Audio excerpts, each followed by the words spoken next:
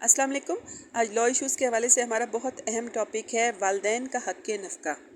قرآن و سنت رسول صلی اللہ علیہ وسلم، اجماع امت اور دیگر متعدد دلائل سے یہ ثابت ہے کہ اولاد پر لازم ہے کہ وہ والدین کی ضروریات پوری کریں۔ ارشاد باری تعالیٰ ہے قرآن پاک میں، تیرے رب نے فیصلہ کر دیا کہ تم لوگ کسی کی عبادت نہ کرو مگر صرف اس کی، اور والدین کے ساتھ نیک سلوک کرو۔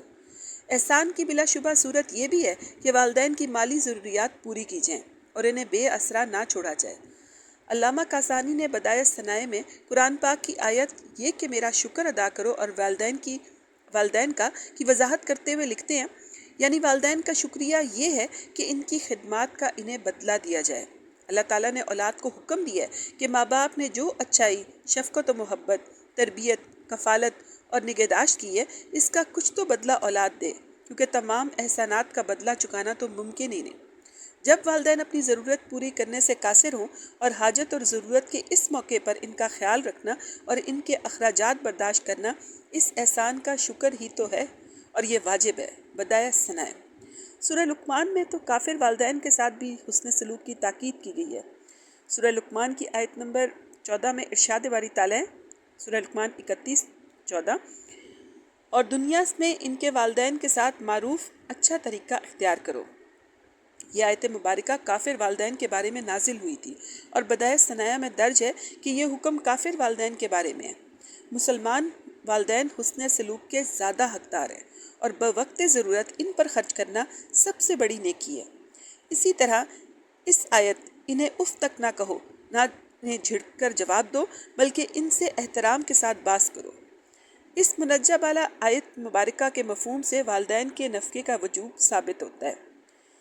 حضرت جابر رضی اللہ عنہ سے روایت ہے کہ ایک شخص نبی کریم صلی اللہ علیہ وسلم کی خدمت میں حاضر ہوا، اس کے ساتھ اس کے والد بھی تھے۔ اس شخص نے کہا، اے اللہ کے رسول صلی اللہ علیہ وسلم، میرے پاس اپنا مال ہے، میرے والد بھی ہیں، ان کے پاس بھی ان کا مال ہے، میرے والد مجھ سے میرا مال لینا چاہتے ہیں۔ تو نبی کریم صلی اللہ علیہ وسلم نے فرمایا، تو اور تیرا مال تیرے والد کے ہیں۔ سنن ابن ماجہ، کتاب التجارت، حدیث 2291۔ اولاد خوب عیش و عشرت کی زندگی بسر کر رہی ہو اور بوڑھے والدین فاقے اور اسرت کی زندگی گزار رہے ہوں تو اس سے بڑھ کر ان کے لیے اذیت کیا ہو سکتی ہے۔ حضرت عائشہ سے روایت ہے کہ نبی کریم صلی اللہ علیہ وسلم نے فرمایا، سب سے پاکیزہ چیز جو تم کھاتے ہو وہ تمہاری اپنی کمائی سے ہے، اور تمہاری اولاد کے اموال بھی تمہاری ہی کمائی ہے، انہیں مزے سے کھاؤ۔ مسلم احمد، حدیث نمبر 6678۔ والدین کے نفقے میں فرزند کے ساتھ کوئی شریک نہ ہوگا، یعنی اگر والدین کا فرزند موجود ہو، فرزند یعنی بیٹا، اور نفقہ دے سکتا ہو تو قاضی یہ حکم نہیں دے سکتا کہ اور رشتہ دار بھی شریک ہو کر نفقہ دیں۔ نفقہ صرف ان کا بیٹا ہی دے گا، کیونکہ والدین کے لیے اپنے بیٹے کے مال میں حق ہے۔ نبی کریم صلی اللہ علیہ وسلم نے فرمایا کہ تو اور تیرا مال دونوں تیرے والد کے ہیں، جس کی ابھی میں نے حدیث کا حوالہ بھی آپ کو دیا ہے۔ ظاہر ہے کہ بیٹا سب سے زیادہ قریب ہے۔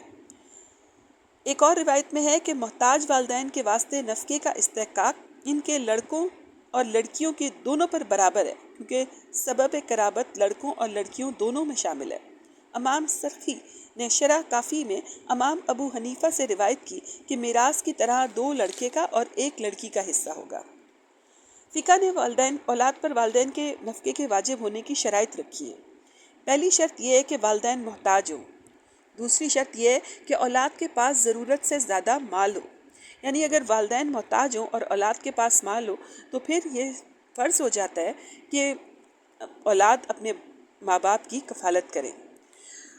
بوڑھے ماں باپ اپنی پوری زندگی، اپنی جوانی، اپنی ساری زندگی بچوں کی تربیت اور ان کو بڑا کرنے میں گزار دیتے ہیں۔ اولاد کا یہ فرض ہے کہ جیسے ہی وہ بڑی ہو اپنے والدین کی کفالت کریں۔ جزاک اللہ خیر۔